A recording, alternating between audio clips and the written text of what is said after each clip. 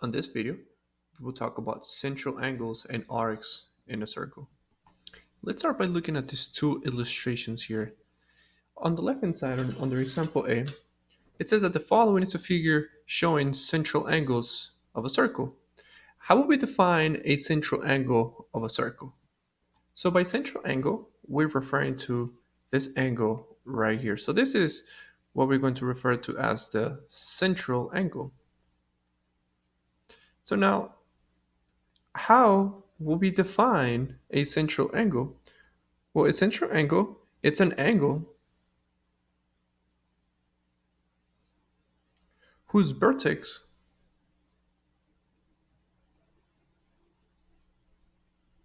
is at the center of the circle.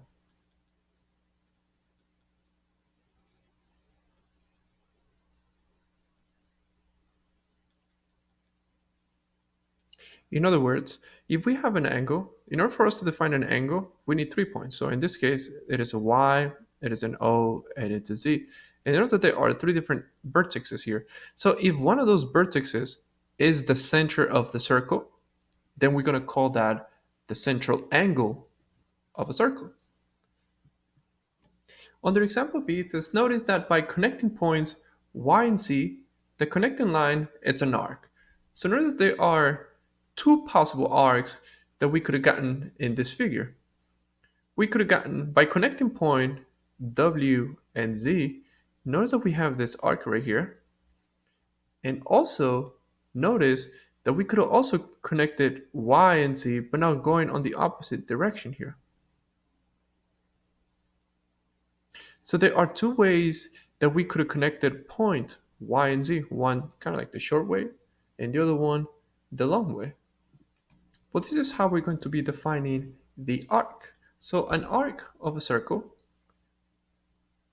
in this example, can be seen as either arc yz, or also we could have a different arc, which we can see it as being from y going to w. Let me actually use the same colors so you know where they're coming from. So we have the blue arc, which it is the arc connecting the point yz.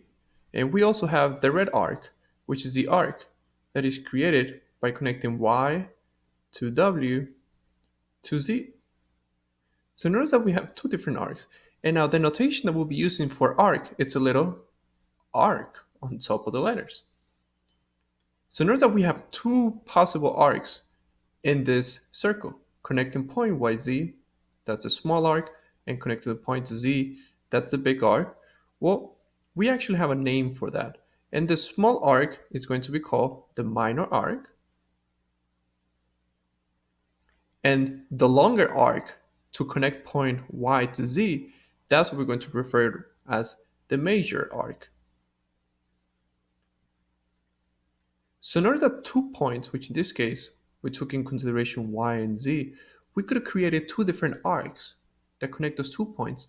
The smallest arc is going to be referred to as the minor arc, and the longest arc is going to be referred to as the major arc. But now, one thing to consider is the following. The unit that we'll be using to refer to arcs, so the unit for arcs, regardless if it's the minor arc or the major arc, are going to be in degrees. And we will take a look at some examples in the bottom, but this is just an idea of what exactly are we going to refer to throughout the lesson. We're going to be referring to as central arcs, which is just, central angles, which is just an angle when one of the vertices is at the center of the circle.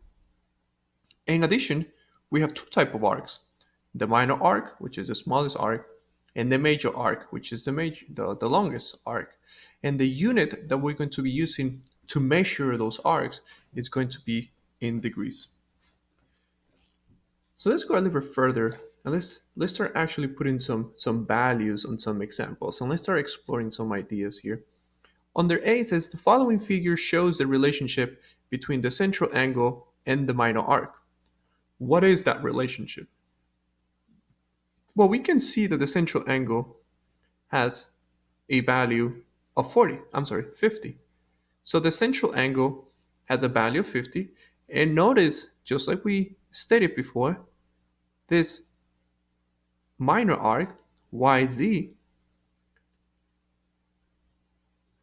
it's also 50 degrees. Because notice again, the unit that we use for arcs, it's also degrees. Now, do we have any relationship between them two?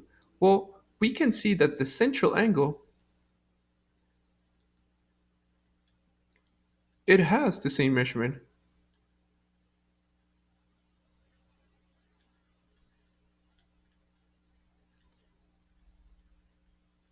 as the minor arc.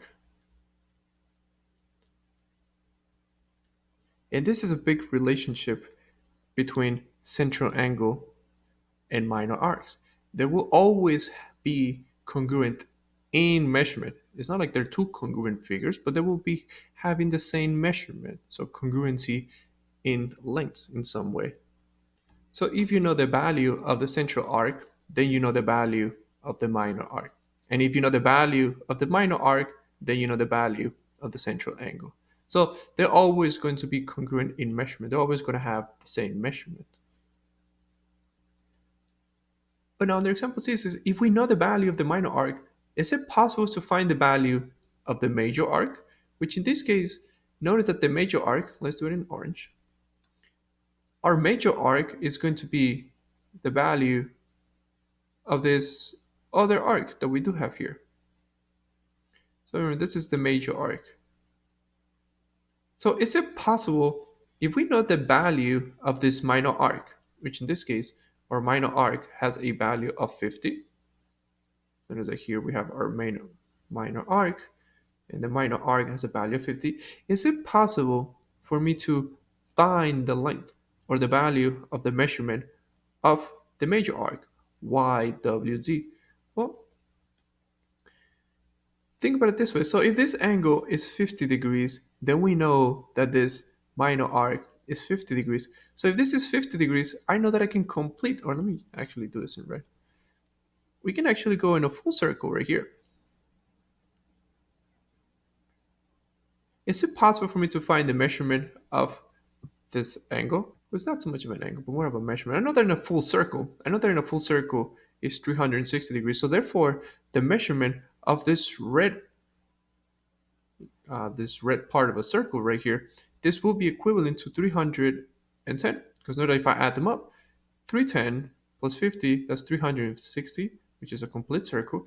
So now notice that from this point all the way to here, that's 310 degrees. So therefore, from Y all the way down to C, it must be 310 degrees as well. So yes, it is possible. It is possible for us to find the measurement of the major arc, which in this case, the major arc, or the measurement of the arc YWZ, is going to be equivalent to 360 minus 50, because in a full circle, I have 360, take away 50, I have the orange, which in this case is going to be 310 degrees. So yes, it is possible for us to find the value of the major arc. A simple way of seeing it is that always the major arc can be seen as just 360 minus the minor arc. That will always be the case they have, as long as they are on the same circle. So here we know the difference. The minor arc will always be congruent to the central angle, and the major arc, it's always equivalent to 360 minus the minor arc. So now let's take a look at more specific examples, because now notice here, use the following figure to define and find the value of a semicircle. How many semicircles does a circle have? Well, by definition, the semicircle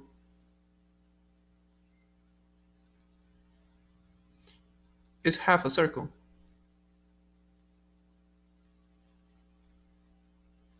So how many half a circles can we identify here? So notice that here we have one half of a circle, y, x, z. This can be seen as one of those semicircles. And we also have another semicircle, YWZ. So therefore, is it possible for us to know the value or the measurement of those arcs? Well, notice that if a semicircle is half of a circle, in a full circle I have 360 degrees. So therefore, this measurement right here, it must be equivalent to 180 degrees. And now notice that this is a very specific example where if we connect the point YOZ, you can see it as being the central angle. So this can be seen as the central angle. And if the central angle is 180, then the minor arc, or the arc that is opposite to it, it must be 180 degrees as well. So therefore, our arc YXZ should be equivalent to 180 degrees, and the same can be said about YWZ. So what this is trying to show is that in any semicircle, you can see as the horizontal or the vertical line, whichever, as being the central angle.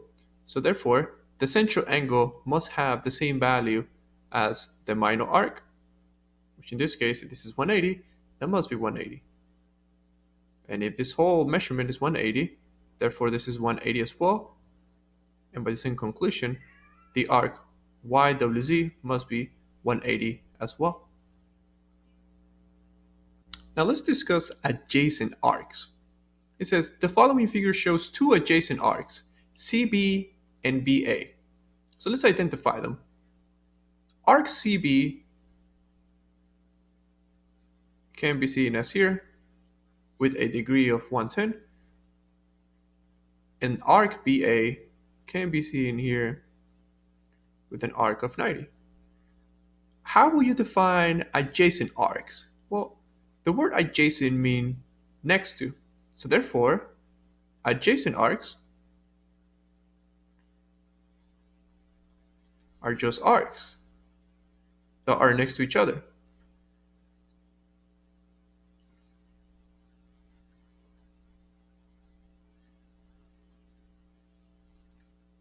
So this is how we can define adjacent arcs. They're just arcs that are next to each other. Now, is it possible for me to find the measurement of the arc CA? We know that CA is the addition of those two arcs. Well, yes, it is possible. As long as you have adjacent arcs, then the addition of those two adjacent arcs is just the addition of those two measurements. Because now notice that CA, that's equivalent to CB plus BA. Because notice that the arc created by CA is the addition of those two adjacent arcs. So therefore, CA must be equivalent to the measurement of CB, which is 110, plus BA, which is 90. 110 degrees, 90 degrees. So therefore, CA is the addition of those two, which is equivalent to 200 degrees.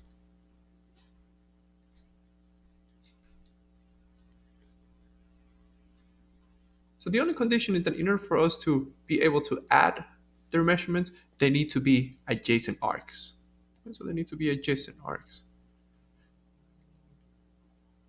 So the last idea that we're going to be discussing is the idea of congruent arcs. So let's take a look at the following. It says, observe the following three arcs, A, B, C, D, and E, F, are congruent. So let's identify them. Arc AB, it's located here. Arc CD, it's located here. And arc EF, it's located here. So we're claiming that these three arcs are congruent to each other. But the line segment RS is not congruent to neither those three arcs. Why do you think that is? Because if we just look at their measurements, notice that the arc BA it's 80 degrees, CD is 80 degrees, EF is 80 degrees, but RS is also 80 degrees. So why are we claiming that RS is not congruent to EF, CD, or BA? Well, in order for us to make the conclusion that we do have congruent arcs, two conditions must be met. The first condition is that they need to have the same measurement.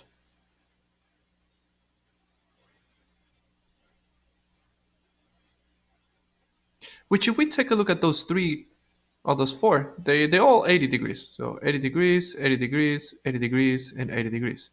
Now, there's a second condition that must be met in order for us to be able to make the claim that arcs are congruent. So they must have the same measurement, and in addition of that, they must come from circles with the same radius. And this is an idea that gets overlooked.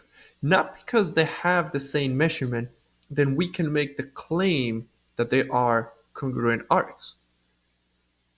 They also need to be able to fulfill the second condition, where the second condition is that they must come from circles with the same radius. So now let's go back to our example here and notice that AB comes from a circle that has a measurement of 6, which the same CD comes from a circle who has a length of a radius of 6, and also notice that EF comes from a circle who has a radius of 6.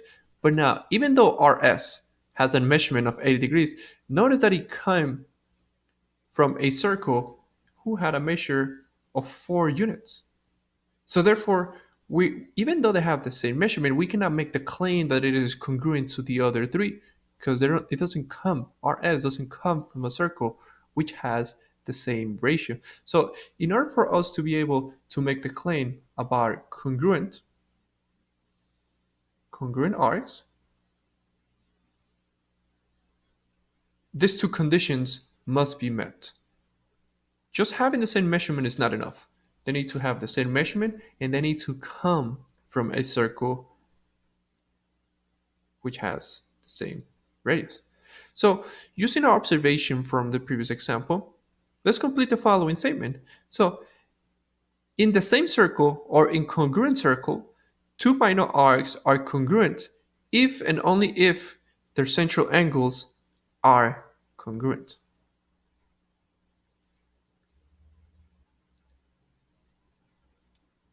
Which reinforces the idea here. If the central angle is 80 degrees, then before, it must be 80 degrees. If the central angle is 80 degrees, then therefore, this must be 80 degrees. If this is 80 degrees, that's 80 degrees. If this is 80 degrees, that must be 80 degrees. And in addition of that, in order for us to make the claim that those arcs are congruent, they need to come from a circle with the same radius. And this concludes our lesson for interior angles or central angles and arcs.